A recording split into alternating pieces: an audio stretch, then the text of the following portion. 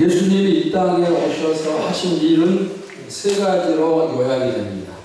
어떤 일을 하셨을까요? 자, 우리 다 같이 마태복음 4장 23절 함께 봅시다. 시작.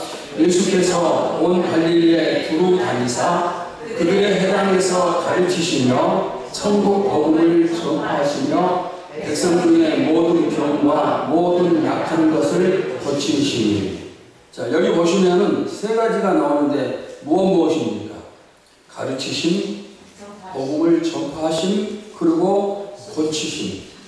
교회는 이 세 가지가 반드시 포함되어야 됩니다. 즉 교회의 3대 사역은 가르침과 복음 전파와 그리고 치유입니다. 우리 교회도 이 세 가지가 차고 넘치기를 여러분이 늘 기도하시기를 바랍니다. 지난 시간에는 예수님의 가르침 가운데서 복이란 무엇인가, 특별히 8복, 8가지 복을 살폈는데 예수님이 자신의 중요한 가르침을 행하시면서 가장 먼저 왜 복에 대해서 말씀을 하셨을까요? 그것은 바로 우리가 꼭 복을 받기를 원하시기 때문입니다. 그러면 하나님, 예수님이 말씀하신, 가르치신 그 복은 어떤 것인가? 우리는 복을 이렇게 생각을 하죠. 돈을 많이 버는 것, 장수하는 것, 공부 잘하고 좋은 직장 들어가고 결혼 잘하는 것, 이런 것을 복이라고 생각을 합니다. 물론 이런 것도 복에 해당되는 것은 당연한 것입니다. 그러나 예수님이 말씀하신 복의 차원은 다릅니다. 바로 8가지의 복인데 이 부분은 지난 시간에 8복을 살피면서 말씀드렸기 때문에 오늘 더 이상 살피지 않도록 그렇게 하겠습니다. 자, 이제 오늘 살필 내용은 예수님의 가르침 두 번째 시간으로 하나님과의 관계에 대해서 말씀을 드리고, 다음 시간에는 예수님의 가르침 중 사람과의 관계에 대해서 말씀을 드리겠습니다. 마태복음 5장에서 7장은 예수님의 가르침 중에 핵심 부분이에요. 우리는 이 마태복음 5장에서 7장을 가르쳐서 산상복음 또는 산상수훈 이렇게 부릅니다. 산상복음에 나타난 하나님과의 관계를 4가지로 요약을 해봤습니다. 첫째는 하나님의 말씀에 관한 부분입니다. 두 번째는 기도에 관한 부분이고, 세 번째는 재물 사용에 관한 부분이요, 네 번째는 믿음에 관한 부분입니다. 이 시간에는 이 4가지를 살피도록 하겠습니다. 여러분은 최선을 다해서 하나님과 좋은 관계를 유지하시기 바랍니다. 왜 그렇게 해야 될까요? 하나님은 우리의 생사화복을 주관하시는 분이십니다. 우리의 모든 것을, 나의 모든 것을 하나님이 주관하십니다. 나를 살리기도 하시고 죽이기도 하시고 복을 주시기도 하시고 화를 주시기도 하십니다. 나의 삶 전체를 하나님이 이끌어 가십니다. 나의 미래가 하나님께 달려 있습니다. 그렇기 때문에 하나님과의 나의 관계가 항상 좋아야 됩니다. 그러면 어떻게 해야 좋은 관계를 유지할 수 있는가? 좀 전 말씀드린 4가지 방법이 있습니다. 자, 첫째는 하나님의 말씀에 관한 부분이에요. 자, 여러분에게 질문하겠습니다. 성경이 하나님의 말씀임을 믿습니까? 아멘. 조금 더 의심하지 않고 믿습니까? 아멘. 성경은 분명한 하나님의 말씀입니다. 그래서 말씀은 곧 하나님, 하나님은 곧 말씀입니다. 이 말씀과 성도의 관계는 어떻게 되어야 되는가? 명령과 순종의 관계가 되어야 됩니다. 하나님이 말씀하시면 우리는 듣고 그것을 지켜야 됩니다. 자, 신명기 27장 10절 말씀 봅시다. 시작. 그런즉 내 하나님 여호와의 말씀을 청종하여 내가 오늘 내게 명령하는 그 명령과 규례를 행할지니라. 말씀을 듣고 순종하라는 그런 명령입니다. 나의 생사화복, 흥망성쇠를 하나님이 결정하시는데, 그러면 하나님은 무엇을 근거로 해서 이 결정을 하시는가? 말씀의 순종과 불순종이에요. 자, 신명기 28장 1절 2절도 같이 봅시다. 시작. 내가 내 하나님 여호와의 말씀을 삼가 듣고 내가 오늘 내게 명령하는 그의 모든 명령을 지켜 행하면 내 하나님 여호와께서 너를 세계 모든 민족 위에 뛰어나게 하실 것이다. 내가 내 하나님 여호와의 말씀을 청종하면 이 모든 복이 내게 임하며 내게 이르리니. 자, 말씀에 순종하면은 하나님이 이러이러한 복을 주시고, 반대로 말씀에 순종하지 아니하면 어떤 일이 생기는가? 자, 신명기 27장 26절도 봅시다. 시작. 이 율법의 말씀을 실행하지 아니하는 자는 저주를 받을 것이라 할 것이요. 여러분 복 받기를 원하십니까? 그렇다면 하나님의 말씀을 듣고 뭘 행해야 돼요. 순종을 해야 됩니다. 하나님과 좋은 관계를 항상 맺으시기를 축원합니다. 본문에도 같은 내용의 말씀이 있습니다. 마태복음 5장 19절도 우리 같이 봅시다. 시작. 그러므로 누구든지 이 계명 중에 지극히 작은 것 하나라도 버리고 또 그같이 사람을 가르치는 자는 천국에서 지극히 작다 일컬음을 받을 것이요 누구든지 이를 행하며 가르치는 자는 천국에서 크다 일컬음을 받으리라. 모든 하나님의 말씀을 실천해서 순종해서 천국의 상을 받으라, 그런 가르침입니다. 우리가 말씀을 무시하면 안 돼요. 말씀은 하나님이 우리에게 주신 삶의 표준이고 우리의 뻔뻔입니다. 말씀 가운데 어떤 것은 중요하고 어떤 것은 덜 중요하고 그런 차이가 없습니다. 아무리 적은 계명이라 할지라도 꼭 지켜야 돼요. 자식이 부모의 말을 무시하고 순종하지 않으면 그 자식은 불효자라고 얘기하죠. 하나님과 우리의 관계도 마찬가지입니다. 우리는 하나님의 자녀입니다. 당연히 아버지 되신 그분의 말씀에 귀를 기울여야 되고 그 말씀에 순종해야 됩니다. 이 자세가 여러분의 마음에 꼭 새겨지기를 간절히 소원합니다. 하나님과 좋은 관계를 유지하는 것은 말씀을 진지하게 듣고 행하는 데서 이루어집니다. 우리 가운데 한 사람도 말씀을 우습게 여기거나 무시하는 사람이 없기를 바랍니다. 말씀을 가까이 하면은 말씀을 사랑하게 되고 사랑하면 실천하게 됩니다. 말씀을 가까이 하는 방법 중에 하나는 성경을 매일 보는 거예요. 2023년 남은 기간 동안에 여러분 모두 다 최소한 성경 일독을 하시기 바랍니다. 올해는 모두 다 이 성경 일독에 전부 성공하시기를 바랍니다. 자, 그 다음 두 번째는 기도에 관한 부분입니다. 주님의 가르침 가운데 기도에 관한 부분도 아주 중요하죠. 기도는 내가 하나님과 교제하는 겁니다. 또 기도는 영혼의 호흡이라 이렇게 말을 합니다. 숨 쉬지 아니하면 내 몸이 죽는 것처럼 기도하지 않으면 내 영혼이 점점 죽어갑니다. 멀리 떨어진 친척이 가까운 이웃보다 못하다는 그런 말이 있습니다. 하나님과 내가 아버지와 자식의 관계를 할지라도 멀리 떨어져 있으면 별 소용이 없어요. 그러니까 항상 함께하고 가까이 지내야 아버지가 주시는 복을 누릴 수가 있습니다. 그런데 이 기도는 하나님을 내가 찾는 것입니다. 그리고 이 기도는 영적인 호흡이라고 하기 때문에 내 영혼을 건강하게 만들어주는 역할을 기도가 하는 것입니다. 저는 이 기도가 하나님이 우리에게 주신 가장 큰 선물이라 생각을 합니다. 왜 그럴까요? 기도를 통해서 무엇이든지 얻을 수가 있기 때문입니다. 자, 마가복음 11장 24절 우리 함께 봅시다. 시작. 그러므로 내가 너희에게 말하노니 무엇이든지 기도하고 구하는 것은 받은 줄로 믿으라. 그리하면 너희에게 그대로 되리라. 여러분 이 말씀을 믿습니까? 무엇이든지 기도하고 구하는 것은 받은 줄로 믿으라. 그러면 그대로 되리라. 여러분 기도가 바로 우리에게 이러한 축복을 준다는 사실입니다. 기도는 열심히 하면 할수록 하나님을 더 자주 찾는 그런 방법이 됩니다. 그러면 우리가 기도할 때 어떻게 기도를 해야 되는가? 예수님이 가르쳐 주신 기도의 내용이 산상보훈에 나옵니다. 우리는 이 기도를 가르쳐서 주기도, 즉 주님이 가르쳐 주신 기도라 이렇게 얘기를 하는데 여러분이 기도할 줄 모른다면 이 주기도문을 자꾸 외우시면 돼요. 제일 좋은 기도입니다. 기도가 무엇일까요? 기도는 절대로 어려운 게 아닙니다. 내가 하고 싶은 말을 하나님께 그냥 하는 것, 그게 바로 기도입니다. 여러분이 집에서 가족들과 서로 대화하는, 그렇게 대화하는 것처럼 하나님께 내가 하고 싶은 말을 하는 것이 바로 기도입니다. 그러면은 그 기도를 하나님이 들으시고 무엇이든지 이루어 주신다. 그렇게 약속을 하셨습니다. 물론 내가 기도한다고 해서 하나님이 전부 다 이루어 주시는 것은 아니에요. 야고보서 4장 3절 보시면은 구하여도 받지 못함은 정욕으로 쓰르고 잘못 구했기 때문이라. 욕심 부리는 기도에는 응답이 없다는 것입니다. 자, 예를 들어서 여러분이 갑자기 큰 돈이 필요한데 없어요. 그래서 기도합니다. 하나님, 하늘에서 돈벼락이 떨어지게 해달라 기도할 때 하나님이 들어주실까요? 들어주시지 않아요.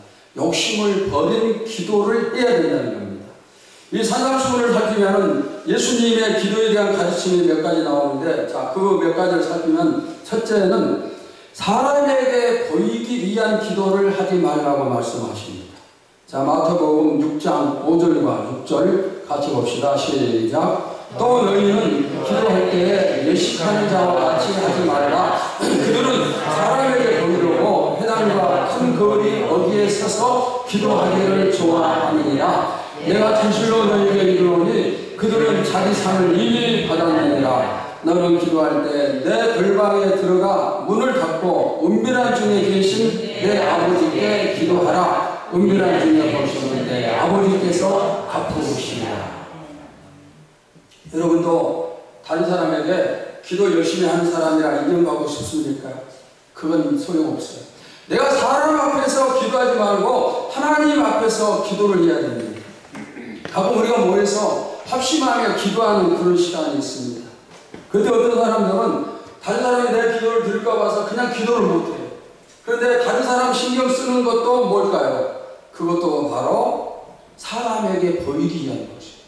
그런 자세는 바람직하지 않습니다. 사람이 보든 말든 듣든 말든 그거 상관하지 말고 오직 하나님만 바라보면서 기도하는 거예요. 그리고 은밀한 기도가 또 많이 필요합니다. 교회에는 숨어있는 기도의 사람들이 많아야 돼요. 교회에 나와서 기도하는 사람도 많아야 되고 보이지 않는 곳에서 기도하는 사람들도 많아야 됩니다. 물론 가능하면 성전을 찾아서 기도하는 것이 더 좋겠죠. 우리가 내일부터 한 주간 동안 저녁 기도회를 실시를 합니다. 언제나 해마다 이때가 되면 6월 달에 한 주간 기도를 하고 8월 달에 또 8월 첫 주에 성령 폭발 철학기도회 한 주간 기도회를 해마다 진행을 하고 있습니다. 여러분들이 이번에도 성전을 찾아서 열심히 기도하시기를 바랍니다. 그러나 여러 이유 때문에 찾을 수 없다. 그러면 집에다 기도의 공간을 만들고 기도하는 시간을 가지시기를 바랍니다. 예수님 당시 바리새인들은 사람들의 시선을 너무나 의식을 합니다. 여기 옥기시에다 성경 말씀을 써서 붙이고 다니고 시장 통해서 큰 소리로 기도를 합니다. 그래서 사람들에게 야, 저 사람 정말 믿음이 좋은 사람이다 이렇게 칭찬받는 것을 좋아합니다. 그런데 그런 신앙은 하나님께 책망받을 뿐이에요. 하나님은 은밀한 것을 좋아하십니다. 구제도 은밀하게, 충성도 은밀하게, 봉사도 은밀하게, 우리가 은밀하게, 기도도 은밀하게 이렇게 해야 됩니다. 여러분들 하나님 앞에서 저도 모르고 성도들도 모르는 그런 은밀한 일들이 많아지기를 축원합니다. 자, 그 다음에 두 번째는 중언부언하는 기도하지 말라고 말씀을 하십니다. 마태복음 6장 7절 봅시다. 시작. 또 기도할 때에 이방인과 같이 중언부언하지 말라. 그들은 말을 많이 하여야 들으실 줄 생각하니라. 여러분, 중언부언이 뭐예요? 핵심이 없이 이런 말 저런 말 막 하는 것, 아무 말 그냥 마구잡이로 하는 것이 바로 중언부언입니다. 그러면 왜 중언부언의 기도를 할까요?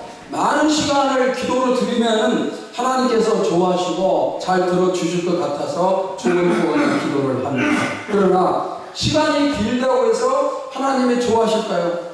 물론 정성을 다한 긴 기도는 아주 좋은 기도이지만, 그러나 정성이 깃들지 않는 중언부언의 기도는 하나님이 원치 않아요. 아무리 오랜 시간 기도해도 소용이 없습니다. 저도 긴 시간을 채우기 위해서 기도해본 그런 경험이 있습니다. 깊은 산속에 천막을 쳐놓고 혼자서 40일 밤낮 기도했던 그런 적이 있어요. 아무도 없는 산속에 천막을 쳐놓고 거기서 밥을 해서 먹으면서 40일 동안 밤낮 기도를 하는데, 처음에는 2시간을 기도를 했어요. 2시간 기도하고 그 다음날에는 4시간 기도를 했어요. 그리고 그 다음날에는 6시간을 채웠습니다. 그리고 그 다음날에는 8시간을 채웠어요. 이건 뭐 하루 동안 8시간 기도한다는 게 아니고 한 번 기도할 때 8시간을 하는 거예요. 한 자리에서 눈을 뜨지 않고 8시간 기도하는 게 얼마나 힘들겠어요. 그리고 이 8시간 기도할 내용을 채운다는 것 얼마나 힘들겠습니까? 성도들 전부 이름 아이들까지 이름 불러가며 기도하고 교회를 위해서 기도하고 나라를 위해서 기도하고 그래도 8시간 채우는 게 정말 힘들어요.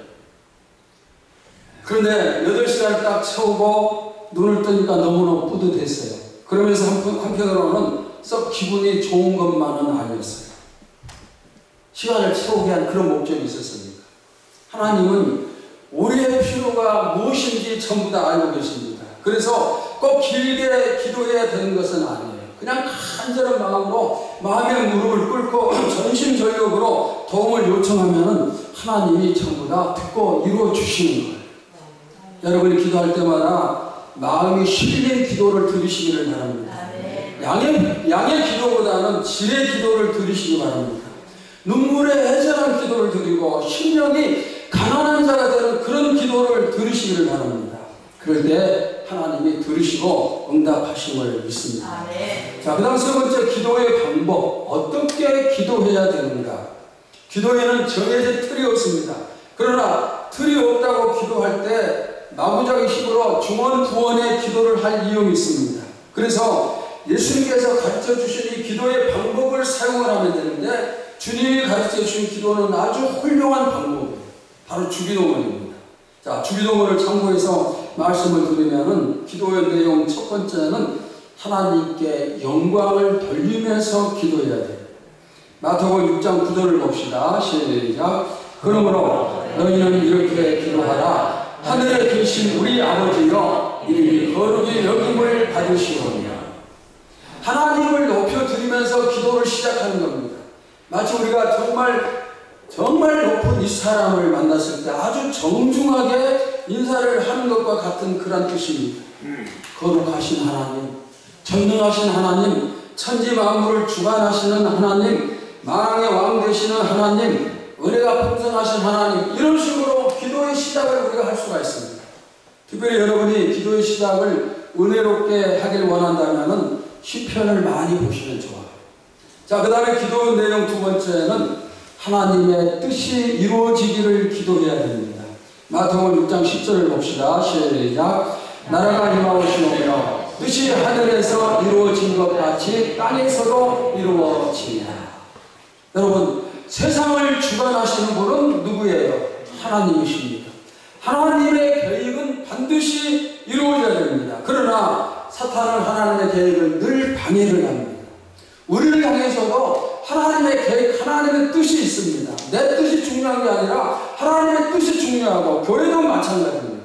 그렇기 때문에 우리가 기도할 때 내 생각과 내 뜻을 버리고 하나님의 뜻이 이루어지길 소원합니다. 하나님의 이러한 뜻이 꼭 이루어지길 원합니다. 우리가 이렇게 기도를 해야 됩니다.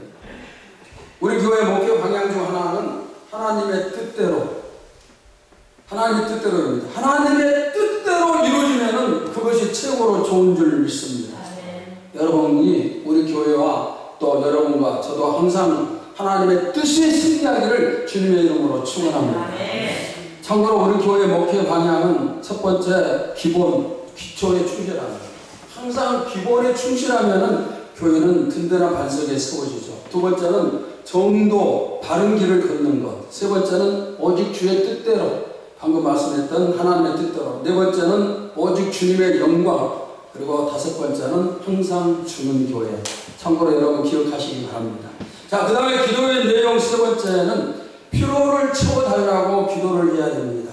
마태복음 6장 11절에 오늘 우리에게 무엇을 주시옵고 일용할 양식을 주시옵고. 하나님은 나의 피로를 채워주시는 분이십니다. 그런데 그냥 필요하다고 주시는 게 아니고 먼저 뭐하라고 하십니까? 구하라. 먼저 구하라고 말씀을 하십니다.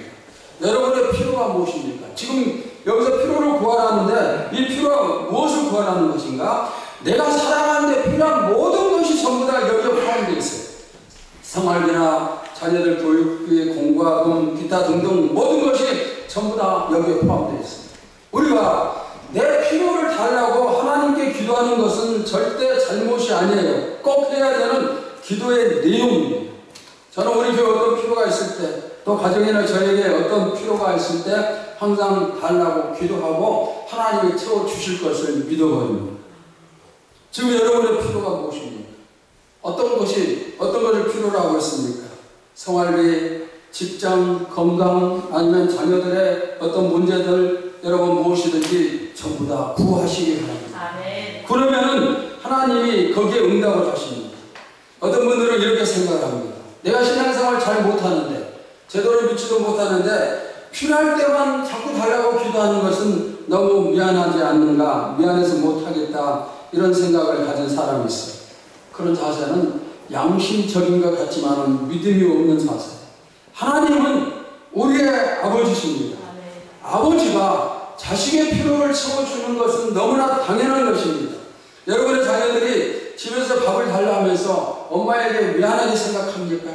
자녀들이 학교 납부금 달라면서 미안해하고 교통비 달라면서 미안하게 생각합니까? 그런 아이들은 한 명도 없어요. 오히려 당당하게 달라고 요청하고 주지 않으면 울고 불고 난리를 치는 거예요. 왜? 자기가 자식이니까 그렇게 당당한 것입니다. 여러분도 하나님의 아들이요 딸입니다. 그러니까 우리가 당당히 구해야 되고, 그러면 하나님이 우리에게 주시는 거예요. 자, 우리 다 같이 한번 빌립보서 4장 19절 찾아보도록 합시다.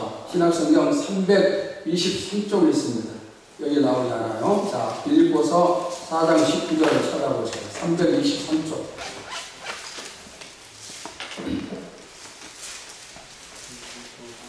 우리 다 같이 우리 합실에서 한번 큰 소리로 한번 말씀을 공독합시다. 시작. 나의 하나님이 그리스도 예수 안에서 영광 가운데 그 풍성을 들어 너희 모든 쓸 것을 채우시리라. 아멘. 제가 수없이 여러분에게 소개하고 암송하라고 말씀했던 그 내용입니다. 하나님이 여러분의 필요를 풍성하게 채워주심을 믿습니다. 아멘. 우리가 달라고 해야 돼. 그러면 채워주시는 겁니다. 아멘. 자, 그 다음에 기도의 내용 네 번째는 제 사함을 위해서 기도를 해야 됩니다. 마태복음 6장 12절 같이 봅시다. 시작. 우리가 우리에게 죄 지은 자를 사하여 준 것 같이 우리 죄를 사하여 주시옵고. 하나님의 말씀에 어긋난 행동은 전부 다 뭡니까? 죄에 해당이 됩니다. 우리가 하나님을 섬기는 사람이고 중요한 직분도 받고 그랬지만은 수시로 넘어져요. 그리고 하나님이 원치 않는 삶을 살 때가 종종 있습니다. 그러면 그렇게 지은 죄를 어떻게 해야 되는가? 내 마음에 품고 있으면 안 돼. 왜? 하나님과 우리 사이가 죄악 때문에 막히기 때문에. 이사야 59장 1절과 2절을 봅시다. 시작. 여호와의 손이 짧아 구원하지 못하심도 아니요 귀가 둔하여 듣지 못하심도 아니라 오직 너희 죄악이 너희와 너희 하나님 사이를 갈라한 것 같고 너희 죄가 그의 얼굴을 가리워서 너희에게서 듣지 않으시게 함이니라. 제 문제를 해결하지 못하면 하나님께 기도해도 아무 소용이 없어요. 하나님과 교제 이루어질 수가 없습니다. 그러니까 제 문제는 반드시 해결을 해야 돼요. 제가 있으면 마치 이런 상황이에요. 지금 여러분과 저 사이에 이렇게 서로 보면서 교제를 할 수 있는데 이 사이에 벽이 있어요. 그러면 제가 아무리 여러분이가 말을 해도 전달이 안 되고 여러분이 저희가 아무리 얘기해도 전달이 안 돼요. 제가 있으면 바로 그런 상황이 됩니다. 그러니까 해결을 해야 돼요. 그러면은 이 죄 문제를 어떻게 해결을 해야 되는가? 마태복음 6장 12절 우리 좀 전에 봤던 말씀처럼 먼저 다른 사람이 나에게 지은 죄를 용서를 해 주어야 돼. 우리는 하나님께 내 죄를 용서해 주옵소서 그것만 기도하지만 먼저 내가 다른 사람을 용서를 해야 됩니다. 그 다음에 내 죄의 용서를 구해야 됩니다. 여러분이 무슨 죄를 지었든 간에 하나님은 전부 다 용서해 주심을 믿으시기 바랍니다. 예수님이 십자가에 달려 돌아가실 때 내가 지금 모든 죄를 짊어지셨고 앞으로 내가 지을 죄까지도 전부 다 짊어지셨기 때문에 용서받지 못할 죄는 하나도 없어요. 단지 우리는 뭘 하면 돼요? 회개하면, 죄를 자백하면 됩니다. 자, 이사야 1장 18절을 봅시다. 시작. 여호와께서 말씀하시되 오라 우리가 서로 변론하자. 너희의 죄가 주홍 같을지라도 눈과 같이 희어질 것이요 지롱같이 붉을지라도 양털같이 희게 되리라. 제 용서에 대한 구약 성경의 약속의 말씀이에요. 자, 이번에는 요한일서 1장 9절을 봅시다. 시작. 만일 우리가 우리 죄를 자백하면 그는 미쁘시고 의로우사 우리 죄를 사하시며 우리를 모든 불의에서 깨끗하게 하실 것이요. 죄 용서에 대한 신약 성경의 약속입니다. 신약 구약 성경은 죄 용서를 빌면은 아주 깨끗하게 씻어주신다 분명히 약속하고 있어요. 그러니까 우리가 기도할 때마다 회개 기도를 드리고 늘 정결하고 또 그 다음에 기도 응답을 받을 수 있기를 바랍니다. 자, 기도의 내용 다섯 번째는 시험에 들지 않고 악에서 구원받기를 기도를 해야 됩니다. 마태복음 6장 13절 봅시다. 시작. 우리를 시험에 들게 하지 마시옵고 다만 악에서 구하시옵소서. 사탄은 끊임없이 우리를 유혹합니다. 시험에 빠지도록. 시험에 들면은 악을 범하게 되고 그러면 우리가 하나님께 책망을 받죠. 무너지게 됩니다. 사탄의 유혹을 물리치려면 어떻게 해야 되는가? 전신갑주의 무장이 필요합니다. 그러면 이 전신갑주는 어떻게 갖출 수가 있는가? 성경은 기도를 통해서 전신갑주의 무장이 이루어진다고 말씀을 합니다. 다시 말하면 사탄의 유혹에 승리하기 위해서는 뭐가 필요해요? 기도가 필요해요. 기도가 필요합니다. 여러분의 삶이 시험에 들지 않고 악에 승리하는 삶, 기도에서 승리하시기를 주의 이름으로 축원합니다. 자, 그 다음 예수님의 가르침 세 번째는 재물 사용에 관한 부분이에요. 마태복음 6장 19절과 20절을 봅시다. 시작. 너희를 위하여 보물을 땅에 쌓아두지 말라. 거기는 점과 동록이 해하며 도둑이 구멍을 뚫고 도둑질하느니라. 오직 너희를 위하여 보물을 하늘에 쌓아두라. 거기는 점이나 동록이 해하지 못하며 도둑이 구멍을 뚫지도 못하고 도둑질도 못하느니라. 보물이 뭘까요? 뭐 돈 이런 것들이 보물에 해당이 되겠죠. 그런데 이것을 우리가 땅에 쌓을 수도 있고 하늘에 쌓을 수도 있어요. 그러면 하늘에 쌓는 것이 무엇일까요? 하나님 헌금을 드리고 그 다음에 구제하고 어려운 이웃과 나누고 또 섬기고 대접하고 이런 것들이 바로 하늘에 쌓는 거예요. 방금 살핀 이 말씀의 교훈이 무엇입니까? 땅에 투자하는 것은 손해가 막심하다. 그러니까 전혀 손해가 없고 많은 이익을, 많은 축복을 받는 하늘에 투자하라. 바로 그 말씀입니다. 여러분, 우리가 하나님께 심는 것, 하나님께 드리는 것은 다시 하나님이 우리에게 몇 배로 더 많게 돌려주십니다. 성경의 법칙은 심는 대로 거두는 겁니다. 농부가 씨를 뿌리면 거둘 때는 30배, 60배, 100배의 축복을 거둡니다. 하나님께 영혼을 드리는 것은 씨를 뿌리는 것과 같은 것이에요. 그렇다면 우리가 하나님께 씨를 뿌릴 때마다 그것이 최소한 30배 이상이 되어서 거두게 하시지 않겠는가 이렇게 생각할 수가 있습니다. 여러분 모두 다 하나님 앞에 이제까지 충성스럽게 헌신하셨던 것처럼 앞으로도 더 헌신하면서 많은 복을 받아 누리시기를 축원합니다. 내가 하나님을 사랑하는가 사랑하지 않는가 그것을 어떻게 증명할까요? 마태복음 6장 21절에 자, 함께 봅시다. 시작. 내 보물이 있는 그곳에는 내 마음도 있느니라. 내가 땅에다 보물을 심으면 내 마음은 땅에 있어요. 하늘에 보물을 심으면 내 마음은 하늘에 있습니다. 자, 마태복음 6장 24절도 봅시다. 시작. 한 사람이 두 주인을 섬기지 못할 것이니 혹 이를 미워하고 저를 사랑하거나 혹 이를 중히 여기고 저를 경히 여기니라. 너희가 하나님과 재물을 겸하여 섬기지 못하느니라. 우리는 재물이냐 하나님이냐 둘 중에 하나밖에 섬기지 못해요. 두 가지를 함께 주인으로 섬길 수가 없습니다. 지금 그 말씀이에요. 그러면은 나의 주인은 누구예요? 여러분의 주인은 누구입니까? 나의 주인이 재물인가? 아니면 내가 하나님을 주인으로 삼는가? 저도 여러분도 항상 하나님만 주인 삼으시기를 주님의 이름으로 축원합니다. 자, 예수님의 가르친 네 번째, 마지막 네 번째 믿음에 관한 부분이 마태복음 6장 30절에서 33절 교독합시다. 오늘 이따가 내일 아궁이에 던져지는 들풀도 하나님이 이렇게 입히시거든 하물며 너희일까 보냐 믿음이 작은 자들아. 그러므로 염려하여 이르기를 무엇을 먹을까 무엇을 마실까 무엇을 입을까 하지 말라. 이는 다 이방인들이 구하는 것이라. 너희 하늘 아버지께서 이 모든 것이 너희에게 있어야 할 줄을 아시느니라.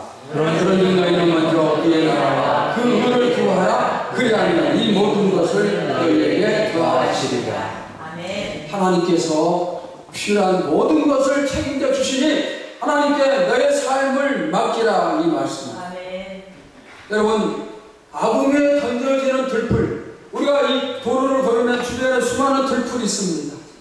이 들풀을 하나님이 주십니다. 우리 주변에 수많은 새들이 있습니다. 공중에 날아가는 그 새를 하나님이 먹여주십니다. 그러면서 하시는 말씀이, 하물며 너희가 하나님의 아들, 딸인데 하나님이 책임져 주시지 않겠느냐, 이렇게 말씀하십니다. 걱정하지 말라. 하나님을 신뢰하기만 하라. 하나님을 믿기만 하라. 하나님이 책임져 주신다는 거 믿고 나가라. 바로 주님이 그렇게 말씀을 하시는 거예요. 여러분, 하나님이 여러분 책임져 주심을 믿습니까? 하나님이 여러분의 삶을 책임져 주심을 믿습니까? 이 믿음을 가지고 앞으로 어려움이 온다 할지라도 잘 이겨나가시기를 축원합니다. 저는 목회하면서 모든 목회자 동일하겠지만 많은 어려움을 겪었어요. 물론 지금도 어려움이 없는 것은 아닙니다. 그러나 저는 아무리 어렵다 할지라도 단 한 번도 이 믿음을 버리지 않았어요. 하나님이 지켜주신다. 하나님이 우리에게 책임져 주신다.